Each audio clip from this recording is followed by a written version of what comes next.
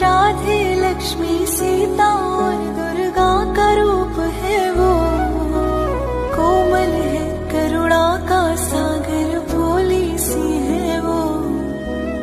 आने से जिसके बन जाता छोटा घर महल, बस बाटे वो खुशियाँ वो है ईश्वर की महल। कितने पुण्यों का फल जब ये मिलता है, कितने पुण्यों का फल जब ये मिलता है। बेटी जन्म का उत्सव तब ही आता है,